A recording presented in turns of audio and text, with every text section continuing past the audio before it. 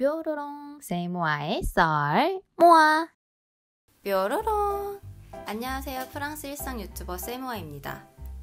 세모아의 썰모아 1탄 고양이 입양 한 썰 되게 많은 분들이 좋아해 주셔서 생각보다 썰모아 2탄을 좀 더 빨리 들고 왔어요.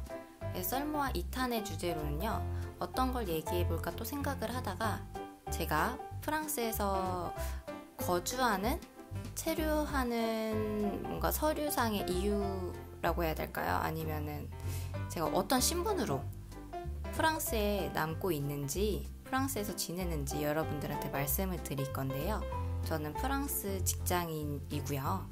그래서 뭔가 제 유튜버 페이지 들어오시면 대문에도 쓰여 있듯이 프랑스 일상 직장인 유튜버입니다. 그래서 제가 프랑스에서 어떻게 정규직이 되었는지 썰을 풀어드릴게요. 오늘도 이렇게 보이실지는 모르겠는데 제가 시놉시스를 또 써놨어요. 그래서 이걸 중간중간 슬쩍슬쩍 보면서 여러분들과 이야기를 해볼게요.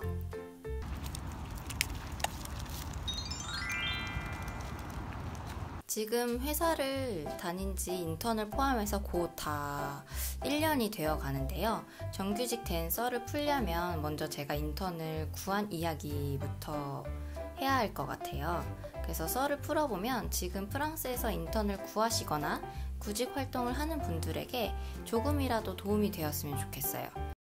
이 이야기는 지극히 세모아가 겪은 썰을 푸는 것이고 사람마다 프랑스 취업 그리고 취업 준비 과정 의견이 다를 수 있습니다. 뾰로롱.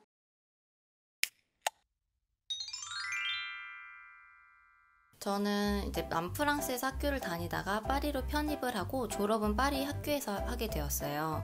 그리고 학교를 졸업하고 나서 이제 학생 신분은 끝났고 더 이상 공부를 하지 않기로 이제 결정을 했기 때문에 한국으로 돌아갈지 아니면 프랑스에 더 체류를 할지 되게 많은 고민을 했어요. 지금이 7월이니까 아마 길어봤자 6월이면은 다 학교가 끝나거든요. 이제 다 졸업을 하시고 인턴을 많이 구하실 거예요. 그래서 저도 그때 인턴을 구할까 아니면은 학교를 갈까, 왜냐면은 이미 졸업장이 다 나온 상태였고 그렇게 인턴이 필요하진 않았어요. 그런데 제가 그때 딱 이사를 하게 됐어요. 이사를 하고 나서 보니까 이사 비용이고 이사하면서 들었던 이런 힘, 시간이 너무 아까운 거예요. 이사하고 한 달, 두 달만 살고 한국으로 돌아가기엔 좀 아까워서 그냥 한번 조금 더 프랑스에 남아보자 이렇게 해서 인턴을 구하게 된 거고요. 그리고 인턴을 구하면 체류증이 해결이 되었어요. 그리고 학생이 끝났으니까 학생 비자가 거의 끝나갈 무렵이거든요. 아직 기간은 좀 남아있었지만 비자를 연장하는 게 가장 중요해요. 외국인 신분으로 이제 프랑스에 남아있는 거기 때문에 어떤 이유로 프랑스에 남아있는지가 가장 중요했어요. 근데 프랑스에서는 학교와 이제 회사 간의 연계라고 해야 될까요? 이걸로 인해서 convention de stage라는 걸 써줘요. 이게 인턴 계약서, 인턴 합의서, 증명서 이런 느낌인데요. 이게 있으면 학생 비자를 연장할 수가 있어요. 그래서 더더욱 이제 인턴을 해야겠다고 결심을 했습니다.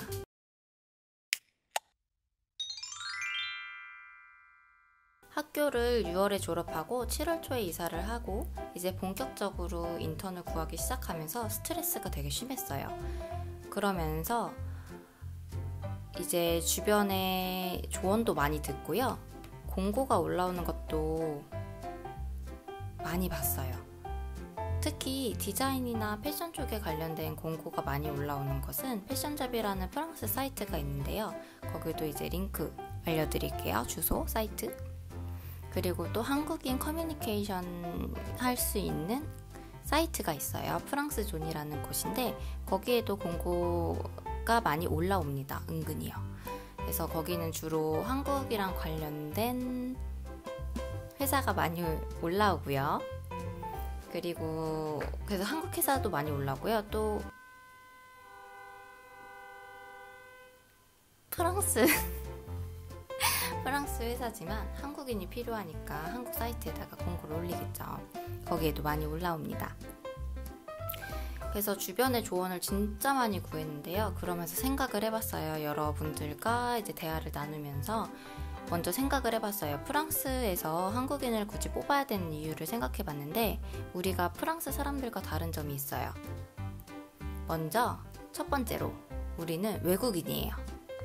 두 번째로 우린 한국인이죠. 세 번째로 우리 한국말을 해요. 매우 잘하죠.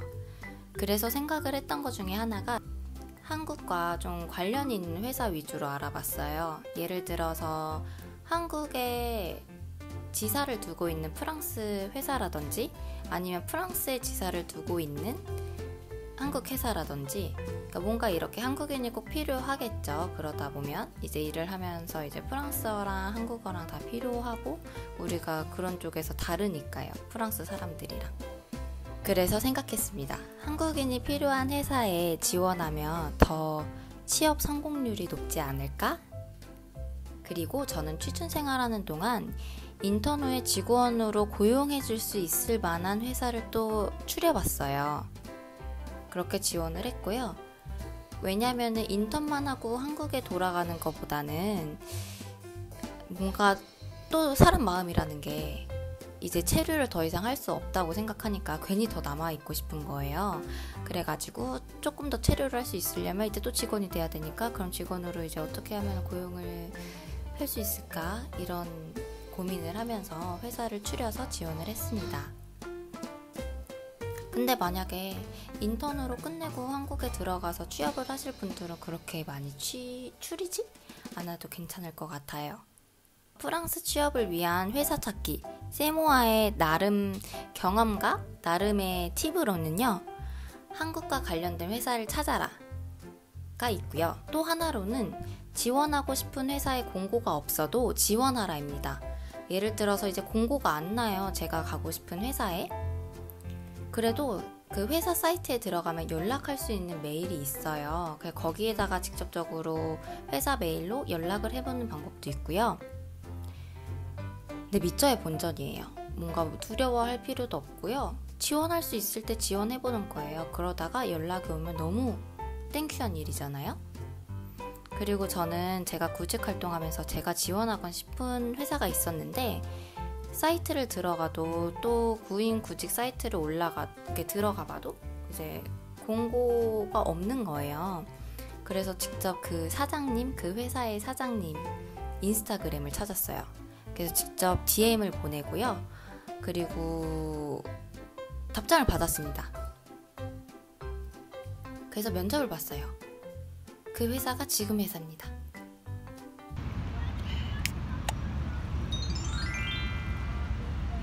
제가 작년 여름에 취업 준비를 하면서 여름 휴가를 거의 가지 않고 거의 한 달 동안 도서관을 많이 다녔어요. 서류가 필요한 게 대표적으로 세베, 그 CV, 이력서, 그게 가장 대표적으로 필요하고 당연히. 그리고 두 번째로 또 필요한 게 모티바시용이에요. 레터드 모티바시용이라고 이제 한국으로 따지자면은 지원 동기서를 보내야 합니다.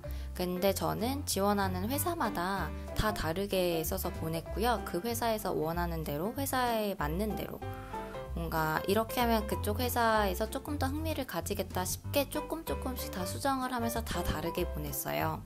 그게 좀 좋았던 방법인 것 같고, 그리고 옆에서 도와줬던 친구도 있었고, 그렇게 지원을 대략 한 7, 8군데 했었는데 그 중에서 딱 2군데 제외하고 다 연락이 왔어요.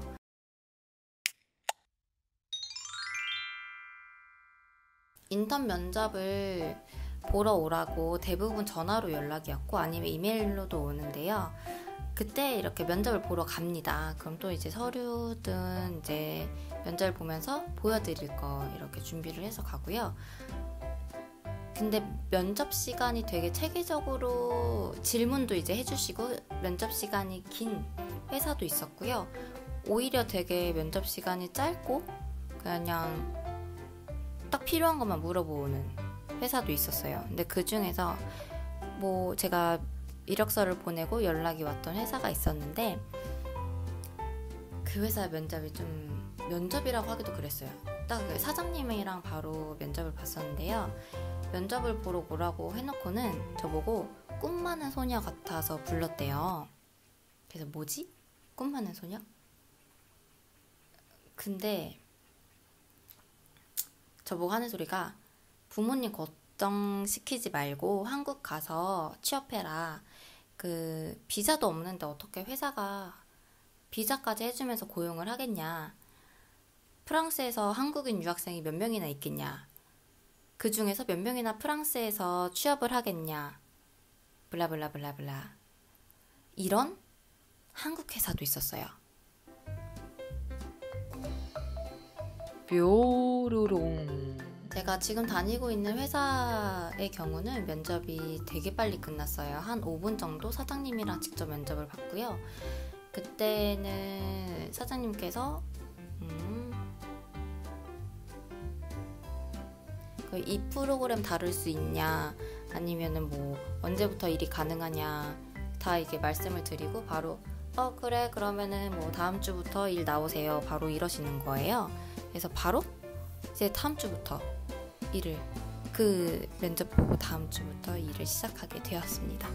뾰로롱. 뾰로롱. 프랑스 생활의 썰을 모아서 전해드리는 세모아의 썰모아.